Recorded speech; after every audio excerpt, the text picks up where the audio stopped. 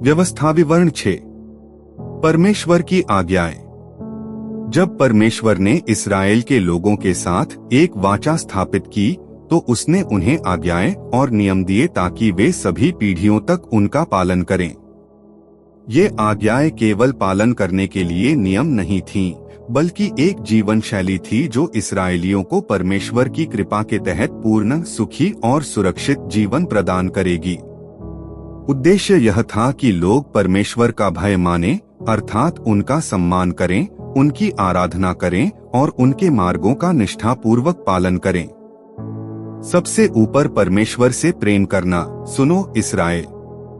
यहूदी धर्म का केंद्रीय संदेश एक पद में समाहित है, जिसे यहूदी परंपरा में प्रतिदिन दोहराया जाता है, शेमा। सुनो इस्राएल, हमारा परमेश्वर यहोवा ही एकमात्र परमेश्वर है। यह पद परमेश्वर की एकता की घोषणा करता है, जो यहूदी विश्वास का केंद्र है। अन्य कोई देवता नहीं है, केवल यहोवा की ही आराधना की जानी चाहिए। यह एकनिष्ठ विश्वास उस समय की अन्य धर्मों से यहूदी धर्म को अलग करता है। दूसरी बात भी उतनी ही महत्वपूर्ण है। तू अपने परमेश्वर यहोवा से अपने संपूर्ण हृदय, आत्मा और शक्ति के साथ प्रेम करना। इसका अर्थ है कि परमेश्वर के प्रति प्रेम पूर्ण होना चाहिए और जीवन के सभी आयामों में समाहित होना चाहिए। हृदय हमारे विचारों और भावनाओं का केंद्र है, आत्मा जीवन का आधार है और शक्ति का अर्थ है सभी संसाधनों और ऊर्जा का उपयोग परमेश्वर का सम्मान और सेवा करने के लिए करना। ज्ञान को आगे बढ़ाने का महत्व। परमेश्वर ने निर्देश दिया कि इन शिक्षाओं को केवल समझा ही नहीं जाना चाहिए, बल्कि उन्हें आगे बढ़ाया जाना चाहिए। माता पिता की जिम्मेदारी है कि वे अपने बच्चों को परमेश्वर से प्रेम और उसकी आज्ञाओं का पालन करना सिखाएं।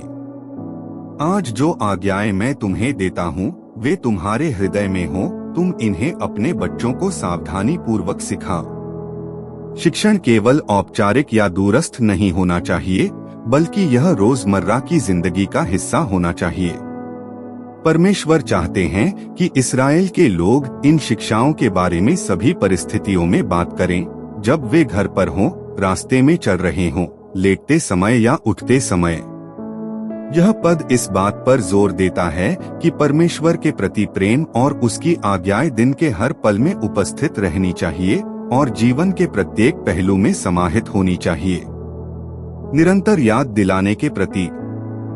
यह सुनिश्चित करने के लिए कि परमेश्वर की आज्ञाएं कभी भुलाई न जाएं, उन्होंने आदेश दिया कि इस्राएल के लोग उन्हें दृश्यमान और स्पर्श करने योग्य प्रतीक के रूप में रखें। तुम इन शब्दों को अपनी हथेली पर एक चिन्ह के रूप में बांधोगे और वे तुम्हारी आंखों के बीच एक पट्टी के रूप में होंगे। यह आज्ञा तेफिलिन पहनने की प्रथा की ओर ले जाती है, छोटी छोटी डिब्बियां जिनमें तोराह के पद होते हैं, जो प्रार्थना के समय बाहों और सिर पर बांधी जाती हैं। इसके अलावा उन्होंने इन शब्दों को अपने घरों के दरवाजों पर लिखने का आदेश दिया, जिन्हें मेजुजाह कहा जाता है। ये भौतिक प्रतीक परमेश्वर की वाचा और उनके जीवन के सभी पहलुओं में उनकी उपस्थिति के निरंतर याद दिलाने वाले होते हैं।